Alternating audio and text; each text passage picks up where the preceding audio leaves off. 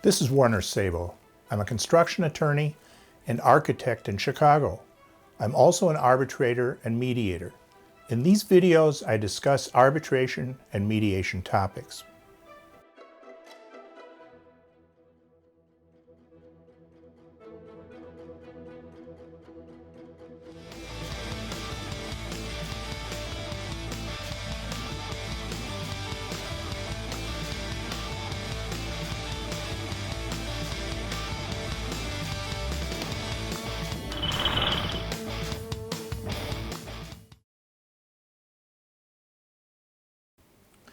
In this video, I want to talk about arbitration and the process by which you arbitrate a case from start to finish.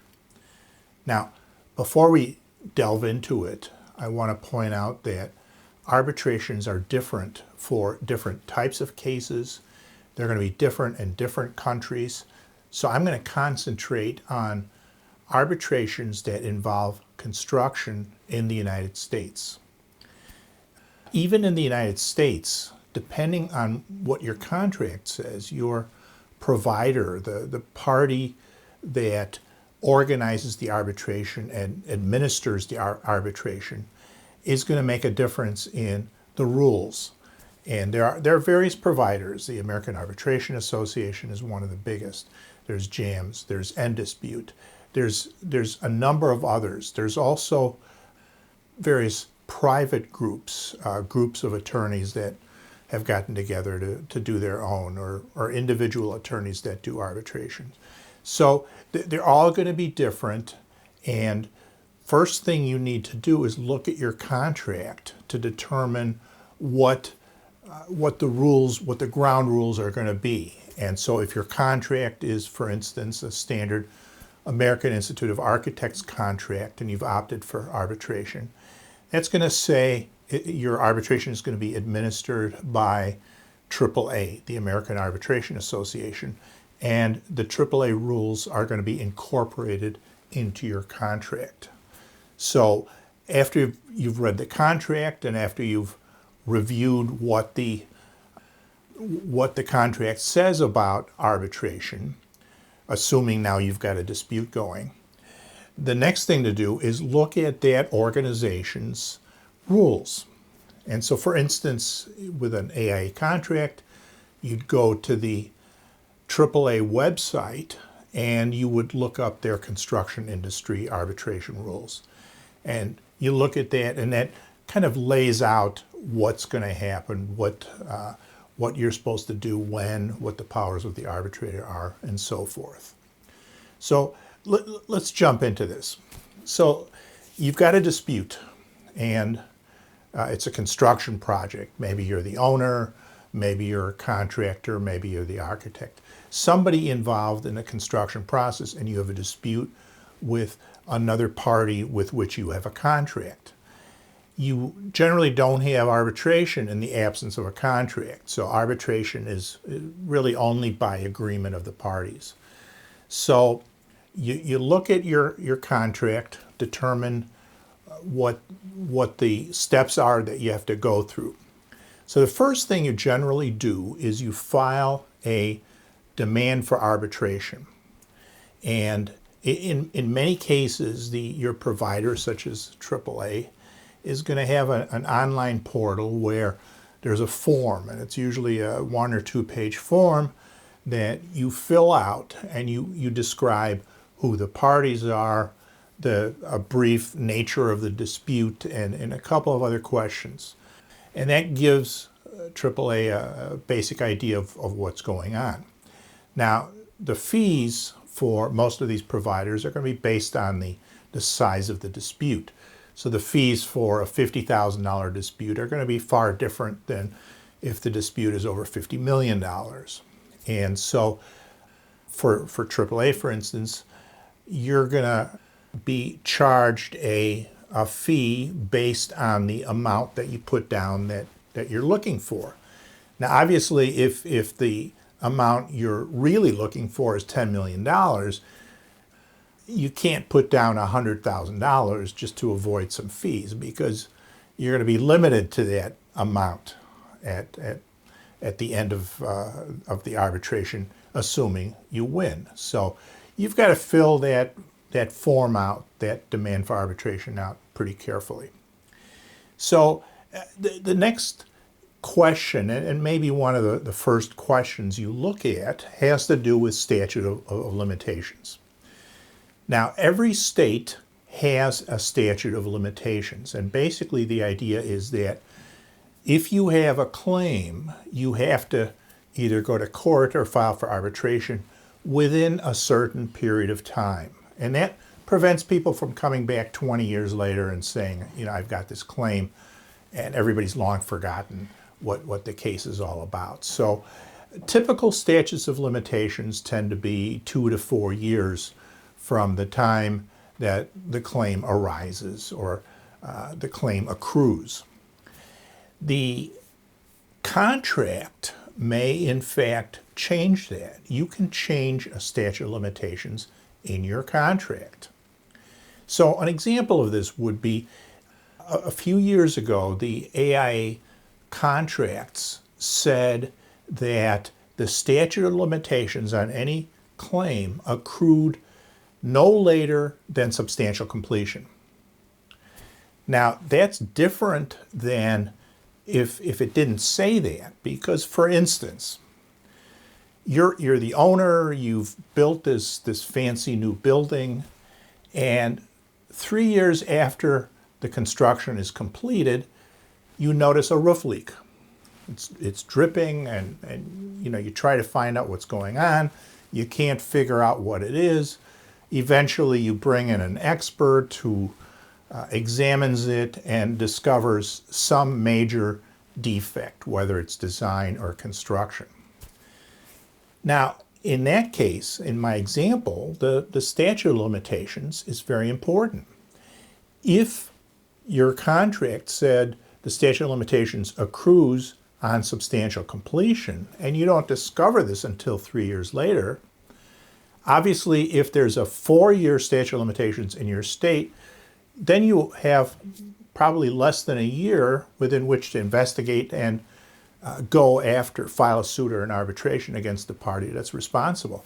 In states where the statute of limitations might be as short as 2 years, you're done. It's over with. So you need to look at the provisions in your contract about the statute of limitations, and if this whole process of figuring out what the problem is, who might be responsible, if that takes a long time, then you may be in danger of running up against that statute of limitations. You don't stop the clock on that until you have actually filed your demand for arbitration and paid the fee. So again, the rules of AAA and the other providers will tell you when have you stopped the clock. Is it when you've sent in your demand? Is it when you've paid the fee? Or it's probably both. So again, you've got to be careful of that and be very cognizant of time limits. So you're well within the time. You've filed your demand for arbitration. One of the things that I see is that the attorney that you might hire in many cases may be a real litigator, somebody who's in court a lot and spends a lot of time in court, but maybe doesn't do a lot of arbitrations. Arbitration is different than litigation. It's a similar process, but it's very different. So I will often see with the initial filing that the attorney has filed a 30-page complaint, which is something you would file in court. In court, you have to lay out what your claim is, the legal justification for it, and provide some detail. And if you haven't provided the sufficient amount of detail, your complaint might be dismissed for lack of detail. Federal courts are a little more open to that. They have something called notice pleading, where the details are a lot sparser up front, but there's still a fair amount of detail that you can provide, and in many cases it's probably strategically a good idea to really lay out the facts of the case if you've got a really good case. Arbitration, on the other hand, it's not necessary. Generally, a demand for arbitration is simply going to say, I have a problem, my roof leaks, and it's going to cost me a lot of money to repair, and I estimate it's going to be $1 million. And pretty much that's all you need to say. If the attorneys want to say more, that's fine.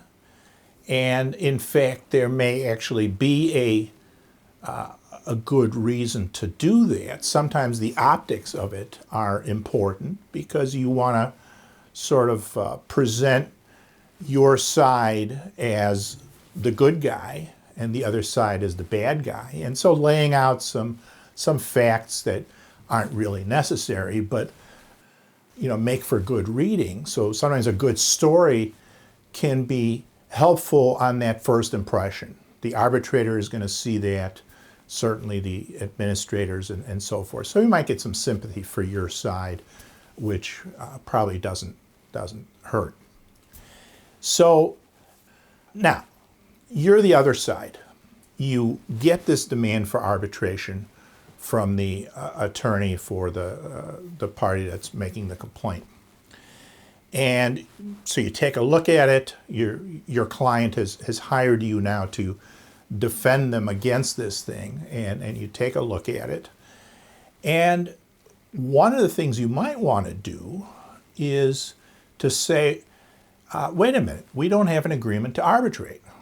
It's not uncommon that happens, that the party that has a claim sort of tries to file a demand for arbitration against the wrong party or somebody who's not really responsible. Lots of examples. So the owner has hired a contractor and a subcontractor, and the roof leaks. So the owner might be tempted to file a demand for arbitration against the roofing subcontractor. Problem is they don't have a contract with that party, and so there's no demand, there's no arbitration provision usually in that. Now there may be flow down provisions, and it gets much more complicated than that. But as a sort of a basic premise, you can only file a demand for arbitration against somebody with which you have a contract that has an arbitration provision. And so, again, you've got to look at that and determine if in fact there is an agreement to arbitrate. So you're the defendant now. You've decided that we didn't sign anything that obligates us to arbitrate. What do? You go running into court right away, and you file something with the court that says no agreement to arbitrate. We shoot this thing down. And that's something that's going to be quickly resolved by that court. It's not going to take 2 years. You're probably talking a matter of weeks to resolve that issue, because it's a process that's similar to an injunctive process. Request for an injunction that is heard more or less on an emergency basis by the court. So depending on the outcome of that, you're either going to wind up in the arbitration or not. So let's say you've either been shot down by the court or there's really no basis to object. The next thing you do as the defendant is you might want to respond to that. And your response could be anything from just basically notifying the AAA that, here I am and I'm going to defend this.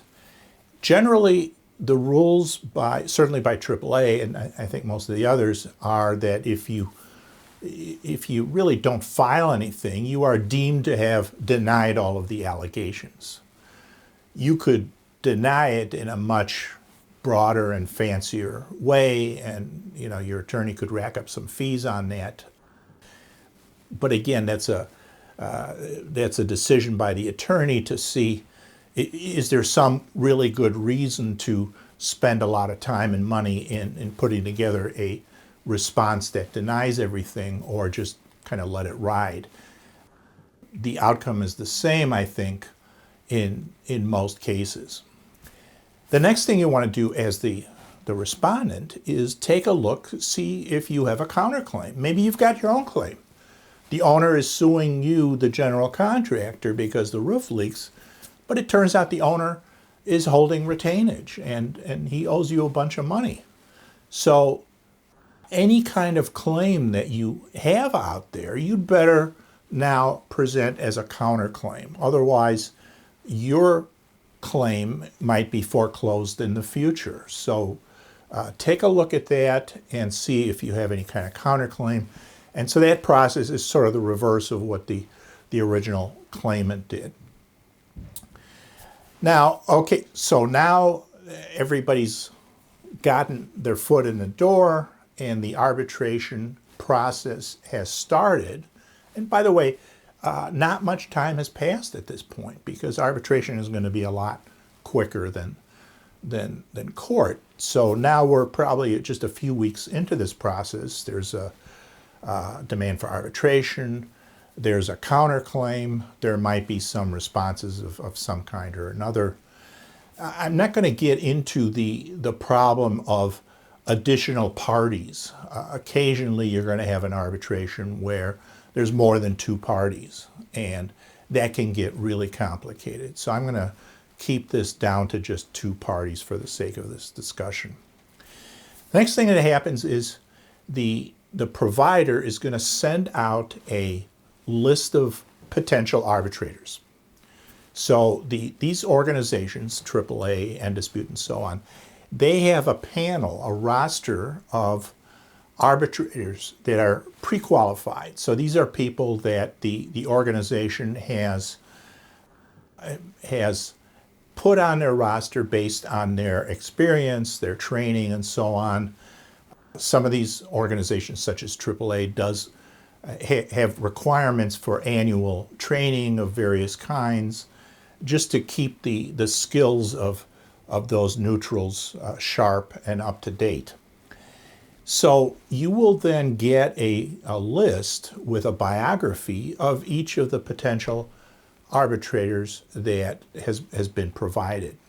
Sometimes it's 5 or 7 or 9 or more. And the bigger the case, generally you're going to get a broader range of arbitrators. The other thing that might happen is if you are in a small jurisdiction, you're in a small town in the middle of Iowa, let's say, and there aren't that many arbitrators around, the AAA may well go out of state across the country and pull in some names from various other places just to provide a well-rounded list of arbitrators. And this can be important if the location of the arbitration is going to be where there's a big issue with conflict of interest. Everybody knows everybody, which isn't necessarily bad, but there's a real potential where those sorts of things may really crop up. But if you're in a big city, New York, Chicago, then there's plenty of arbitrators in those areas to choose from, and generally it's not going to be a big issue. So you get these lists, a list of let's say you've got a list of 7 arbitrators, and you take a look at that. Now there may be 1 or 2 that you read the biography, and for one reason or another, I don't want this guy, so you cross them off. Hopefully you haven't crossed off more than 1 or 2. The remaining ones, then, you list in order of preference. Now, how do you know how to do that? Well, your attorney probably will go out to colleagues and friends and ask around.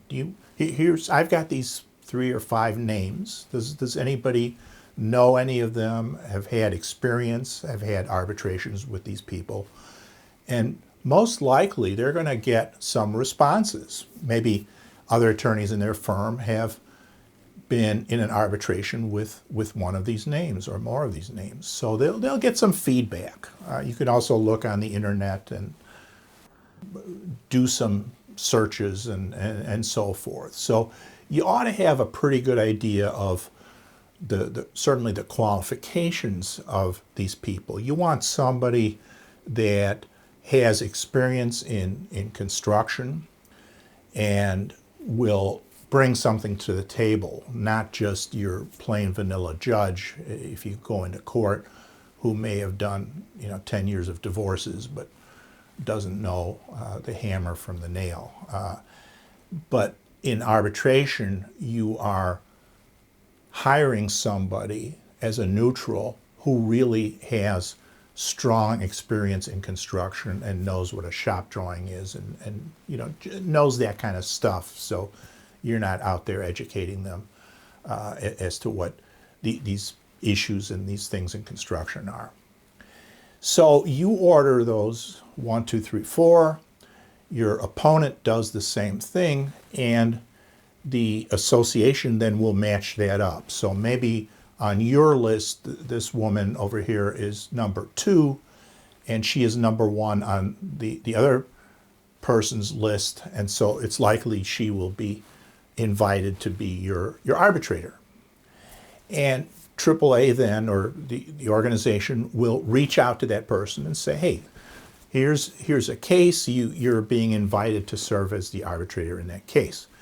And they'll generally be directed to a place where they can look at information about the case, so that that potential arbitrator then will be able to look at the demand for arbitration, any responses, any counterclaims. So now the arbitrator has been invited to serve. She's looked at the demand for arbitration, claims, counterclaims, anything else that might be in that court file. And she's going to pay particular attention to the names that are listed, the names of individuals, the names of the parties, corporations, what have you. And she's going to do a conflicts check. She's going to take a look to see if she knows anybody, if she's related to anybody, if she's had prior dealings to anybody. And that means anybody that's associated with this case.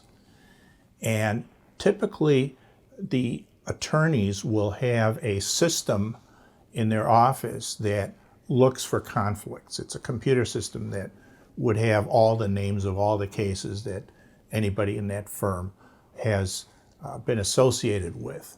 And so generally that arbitrator is going to run all these names through that system, and up will pop any kind of potential conflicts.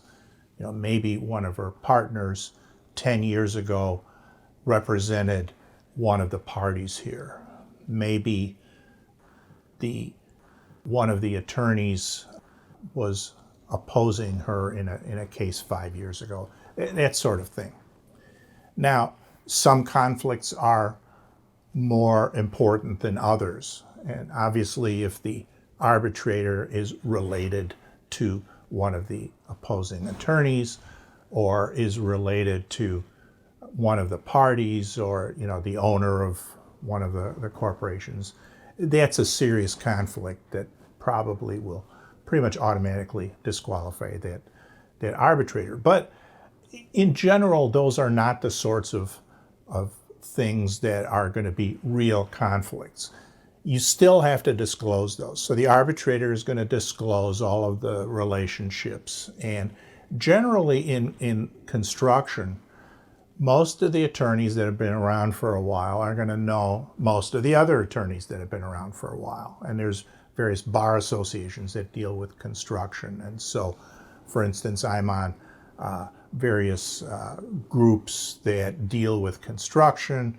I've spoken at numerous seminars where other attorneys have also spoken, and so I'm going to reveal those sorts of issues and say, hey, 5 years ago I was on a panel with with this organization where we gave a seminar on copyrights or mechanics liens or something like that, and this attorney over here was on that same panel with me. So those sorts of disclosures, and you make that disclosure to the organization, and they distribute that to everybody else. So then the attorneys for the parties look at those disclosures, and if they believe that there's something serious, they will basically say, no, this person should be disqualified, and then the association will go to the next level of potential arbitrator and down the line until you find somebody that's going to work out. Now, generally, these sorts of disclosures will not, there may be a lot of disclosures, but most of them really are not true conflicts. It's just a matter of some of the attorneys on a professional basis, and that's generally what you're going to see in these disclosures. So now there are no substantial conflicts. Everybody's okay with this potential arbitrator, so the AAA will send out an appointment of that arbitrator, and the parties get one final chance to disqualify that person. But the next thing that happens is, and this generally happens very quickly, so this time process from the initial demand for arbitration to the appointment of the arbitrator is generally a matter of just a few weeks.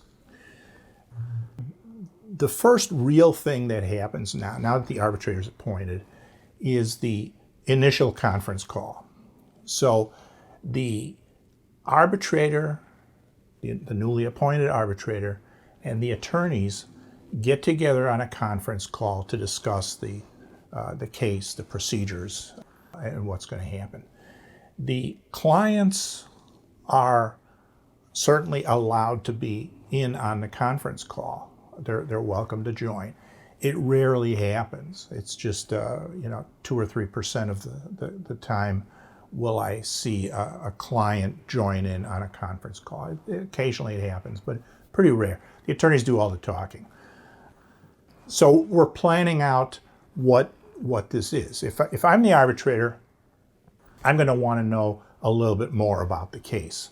I've read some of the stuff, but in general, it's not going to really give me a good handle on, what the dynamics of the case are and so forth.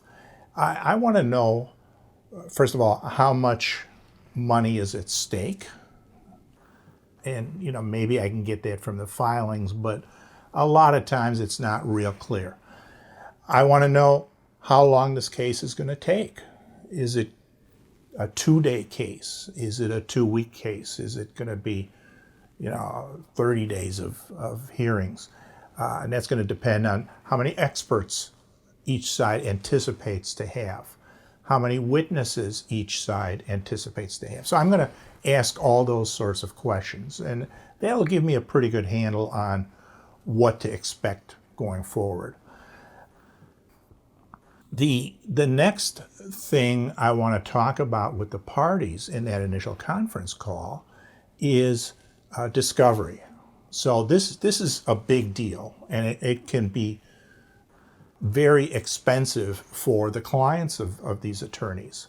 So my job as the arbitrator is to try to streamline this case and keep it as efficient as possible, moving along as quickly as possible to get to the end result.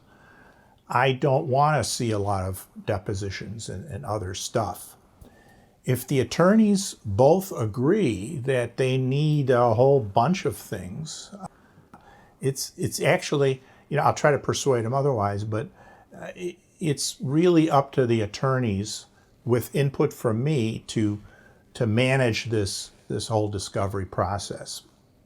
So experts, I'll ask about experts, and generally on construction projects of any real size where the dispute involves a fair amount of money, you're going to have experts on each side, and sometimes more than one expert on each side. So, I'll try to find out who are these experts, and that also will let me tell them, I've seen this expert in this other case or what have you. I'll make some disclosures possibly.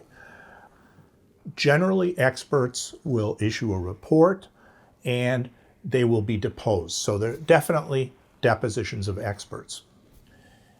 The other question then is how many witnesses, it's going to be the parties, it's going to be the foreman, it's going to be the architect, this person, that person. So how many people are we talking about? Have you guys talked about depositions? Is this something that you need? Generally, the attorneys will be overly zealous with the number of depositions of witnesses. They'll want 10 or 20 or 30. But again, this is not court, and it's mostly not necessary to depose more than one or two people, even in a good-sized case. If it's many millions of dollars, you may have more depositions than that. But I will try to get the attorneys to agree to maybe start out with a couple of depositions per side, and then see where that takes them. And then we reconvene with another conference call later, and I'll ask, okay, what additional information do you need that you don't already have? Now, we've already probably talked about document exchanges. Generally, in a construction case, parties will have lots of documents, and so each side will probably have most of the documents that the other side has. So, but there may be a handful of documents that the owner doesn't have that the general has, and vice versa. So we'll agree on how those documents are to be exchanged. Maybe you ask for the documents, you have a list of things that you're looking for, and those are provided. One of the other things we talk about is, where are the hearings going to be? So is it going to be here where I am? Is it going to be out where you are? Often it's the locale of the project, and it may be somewhere far away. And if it's a three-person panel of arbitrators, maybe they're all coming from different locations. But we can talk about that. AAA has rooms that they rent out.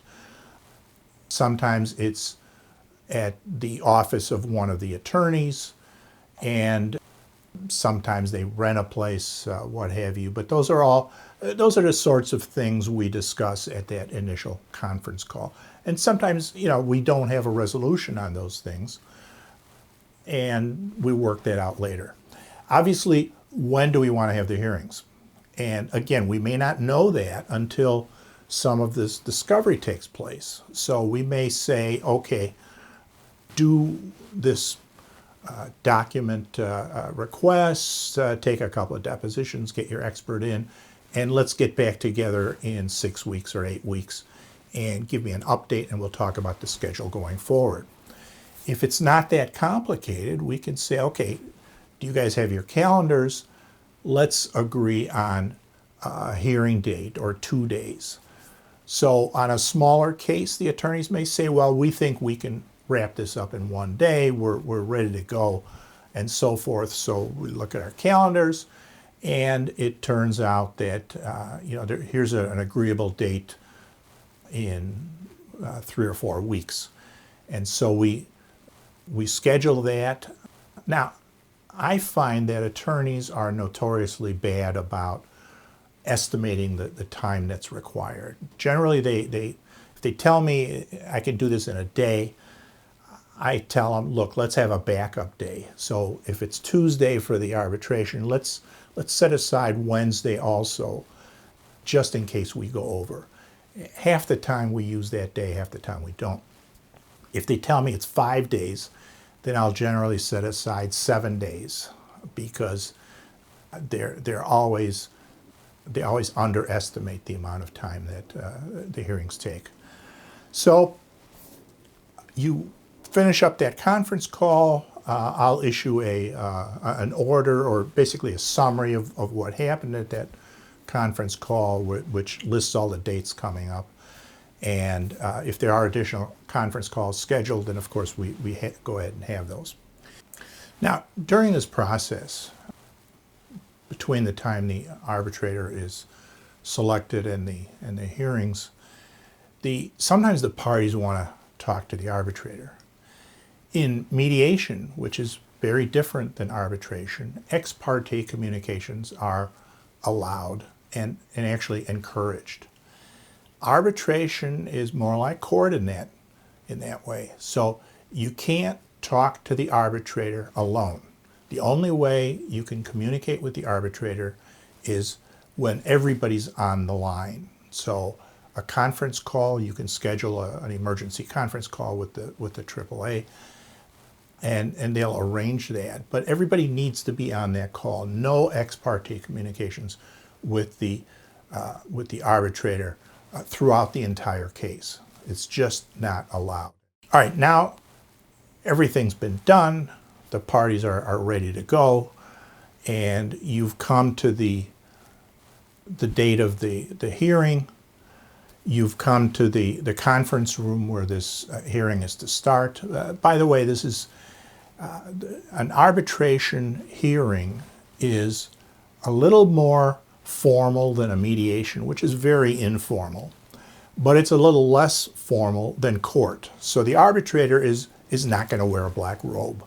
There's no powdered wigs or anything like that. It's going to be a conference room. It's very comfortable. If the parties need to take a break, that's allowed. There's no sheriff or anything like that. So the idea is to make everybody comfortable, but yet it's still formal enough that the parties will respect the process. So one of the things that's important for the arbitration is that the attorneys need to schedule their witnesses. If you have a larger case where you've got a bunch of witnesses, even if it's one day, you generally aren't going to have them all crowding into that conference room at the same time.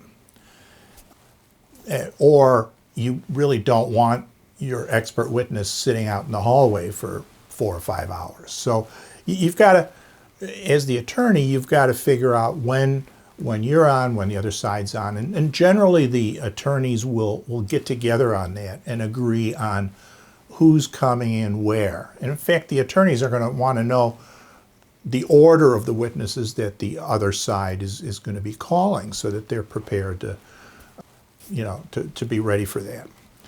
So scheduling witnesses is important. Unlike court, there's also a lot of flexibility in scheduling witnesses. So it's not uncommon where an expert witness might only be available Tuesday morning. And if there weren't that requirement, the party would slot him in on Wednesday afternoon, but he's not available Wednesday afternoon. That's a problem in court, but in arbitration, you take him out of order. So it happens all the time. And so it's not unusual to sort of have the witnesses go in a different order than you might otherwise expect in a regular court proceeding. Again, there's that informality. Everybody tries to do things by agreement.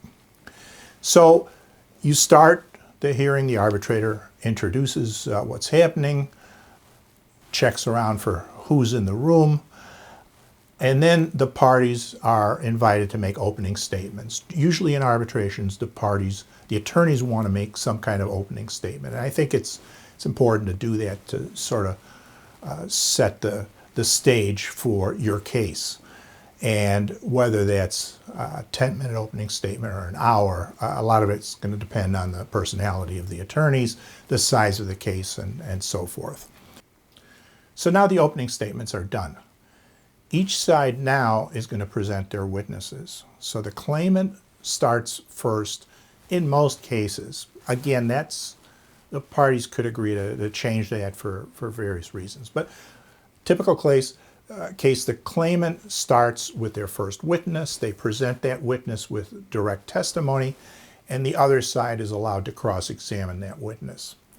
Then the next witness is put on, and so forth. You go through all of the witnesses for the claimant. Now it's the respondent's turn, and they present their witnesses. Same idea, direct examination, cross-examination. This is very similar to court, except there are far fewer objections. And generally, the documents that they've got, their exhibits, there's not going to be all this rigmarole about laying foundations and so on. Most arbitrators are going to say, put together an exhibit book. You have 50 or 100 or 1,000, however many exhibits, they're all in. And if somebody has a specific objection about a document, raise it at the point where that document is discussed. And so if you have 1,000 exhibits, but only 50 are actually discussed, I, as the arbitrator, are only going to pay attention to those 50. I may glance at those others, but they're going to be in evidence, part of the record, but the documents I'm going to base my award on are the ones that are discussed at the hearings, and I'm going to give those much greater weight than the virtually no weight to the ones that are not discussed. So the documents are you make short work of those, but the witnesses will discuss those as needed. Now, another thing that's different about arbitration than court is that the arbitrator will typically ask questions during the hearing. Some arbitrators like to wait until a witness's testimony is over, direct and cross, and then ask questions. I find that's a little too late for my purposes, so I like to jump in the middle. Now, I'm not going to interrupt the attorney or the witness when they're asking or answering a question. I'll wait till that's over. But let's say the expert is talking about a left-handed widget. I don't know what that is. So I'm going to say, Mr. Expert, tell me what that widget is, what it does, and how it relates to this case. Give me a little more explanation. And generally, I'll get a good answer to that. So that's something to be cognizant of. Now, when all the testimony's in, then the parties are going to do closing arguments. Each side is going to present an argument as to why they should get what they want. They'll tell me what the result that they're looking for is, and so forth. Sometimes the parties will want to have post-hearing briefs, and that's fine. So then the question becomes, do you want closing arguments and post-hearing briefs, or one or the other? And we'll have a discussion about that. So we'll get that resolved. I'm not going to close the hearings until all of that stuff is in. So if there are post-hearing briefs, I'll wait till I receive everything. The other thing I like to get on a complicated case is a detailed breakdown of the claim. So each of the elements of their damages, the roof leak for X dollars. So maybe originally the roof leak was going to be $500,000, but now they've heard testimony and there's all this stuff about the roof leak, and it turns out to be only $385,042. So I want that in this spreadsheet of their claim, and that at the bottom line then is what they're looking for, and same for the other side. So that's very helpful for me. So again, I'm not going to close the hearings until I get all of that, and that may be a week or two after we've heard the evidence. So once everything is in, I officially close the hearings, and I have, under the rules, a certain amount of time to issue an award, and I will do that. If I believe that it's going to take me longer, especially if there's transcripts from court reporters, I'll ask the parties for an agreement to extend that time, and I don't ever get pushback on that. So when everything is in, I look at all of the evidence. I look at the transcripts, if there are any. I look at those post-hearing briefs and the spreadsheets and so forth. I put my award together and I issue that award. And hopefully that is the end of the arbitration.